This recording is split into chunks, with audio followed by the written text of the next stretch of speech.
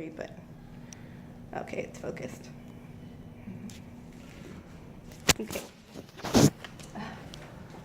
Hi, my name's Emmy, and today I'd like to inform you about something myself, you, and many Americans have problems with. I choose to do this on something I tend to do on a regular basis, and I know I'm not completely alone. Whether you're a person who puts things off to the last minute or you love to get things done and over with right away, I have to assume that all of us have, at some point, have fallen victim to the evil rap that is procrastination. I found that I'm not alone. According to two leading experts on procrastination, Joseph Ferrari, professor of psychology at DePaul University, and Timothy Pichal, professor of psychology at Carleton University, 20% of people identify themselves as chronic procrastinators, and up to 70% of students in one study said that they procrastinate. This habit affects so many and is one of the most difficult tendencies to kick, but fortunately, there are ways to go about solving the issue. So today, I would like to inform you all about exactly why people procrastinate, and the effects it can have, and also ways to overcome it. Many of us can recognize that leaving things to the very last minute is not very wise and can cause an abundance of unnecessary stress. Procrastination is self-sabotage, whether it's paying a credit card bill late or just putting gas in the car. Procrastination ranges from the most minuscule tasks to the most significant ones. So the question is, why do people procrastinate? For myself, I rationalize this behavior by saying that I work better under pressure. But through my recent discoveries, I found that this is not true at all. It's just an excuse. The heavy pressure we feel when an important deadline is approaching physically forces us to complete our work. But that doesn't always mean that our work is good. Starting a project weeks before it is due guarantees that we had time to think and process our ideas. Therefore, our work is generally well prepared. Starting an assignment the night before it is due forces us to rush through it just to get it done. It does not ensure that our best abilities are being put to use, and usually ensures that it's satisfactory at its best. From a psychological standpoint, procrastinators can adapt their negative work ethics from their families, primarily from growing up in an authoritarian parenting style family. When parents are overbearing and controlling, it keeps a child from developing the ability to regulate themselves, from internalizing their own intentions and to act on them. In turn, many of them end up rebelling and usually turn to their friends instead of their parents for support. Poor time management and inability to prioritize are also main reasons people put things off. Many tasks seem to be overwhelming to begin with, so many people tend to put them off in a way are completely in denial, hoping maybe it'll eventually go away, but it doesn't. Sometimes it's not just the people who have an inability to prioritize their life. In many ways, it's just people who have too much on their plate. They're stressed out, overloaded, and they're unable to concentrate. There are so many different reasons as to why people actually procrastinate. These are merely just skimming the surface. It can range from simply being lazy all the way up to a person's confidence level.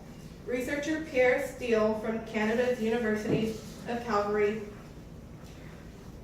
says that essentially procrastinators have less confidence in themselves, expectancy that they can actually complete the task. He explains a formula he devised for the prediction of whether or not he thinks a person procrastinates. He says that people are less likely to procrastinate if the task has to be done as soon as possible and they feel confident and up to the task. It also suggests that people are more likely to procrastinate if the task is less urgent, less appealing, and daunting to the person facing the task. I'm sure all of us have faced this at some point, whether it's for school, work, or a project around the house. If we are interested in the task at hand, we will get it done. With every negative thing in life, there are always going to be repercussions. So you must be wondering what effects besides tons of stress does procrastination have on a person. Procrastination is often not taken as serious as it should be. It can be damaging to all aspects of a person's life, ranging from relationships, careers, and health, can all be greatly affected. Procrastination puts our body through a cycle of sheer turmoil. You can feel stressed, guilty, overwhelmed, and anxious. You don't need to be a doctor to see that doing this to oneself is not at all healthy to someone in the long run. Studies have shown that, especially with college students, that the immune system can be compromised due to constant procrastination. This leaves our bodies susceptible to many bad things. In one study, they looked at 374 undergrads and found that students who put things off are more likely to eat poorly, drink more, and sleep less than those who do homework promptly. Just over the course of a single academic term, procrastinating college students have such evidence of compromised immune systems as more colds, flus, and insomnia show up. Our health is something that all of us should take care of and make a priority in our lives.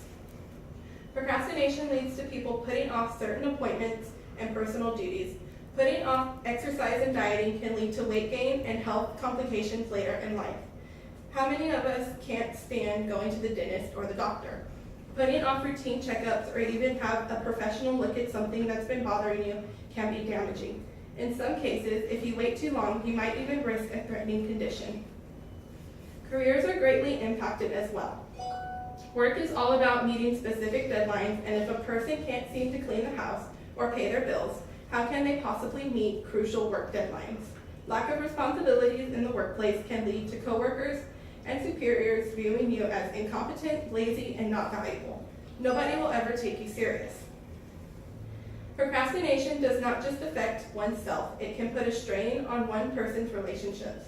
Putting personal relationships onto the other people can lead them to be resentful towards you and can really take a toll on private relationships due to the high stress levels you exclude and the constant worrying about the job that you have to get done, instead of actually enjoying the time you have with that person. So now you might be wondering, after all these negative consequences resulting from these bad work habits, is there any way to actually fix it? Well, yes and no. There are ways to improving this behavior, however, there are no guarantees or quick fixes. It is all up to the procrastinator themselves.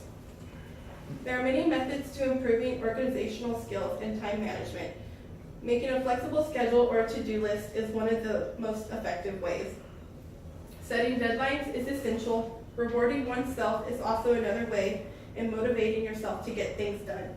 It's great to have an incentive to look forward to get things done.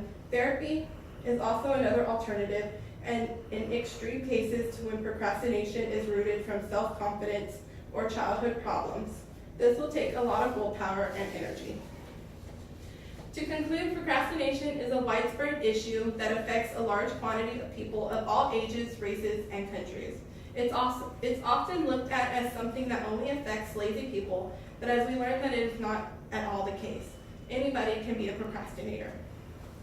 Many times it is taken too lightly, and many people, including myself, do not understand the seriousness of this unhealthy and destructive lifestyle. Procrastination is not a person's determined fate. We are in control of every decision we make and every decision we don't make. This habit, like every other, is unquestionably breakable. Thank you for listening.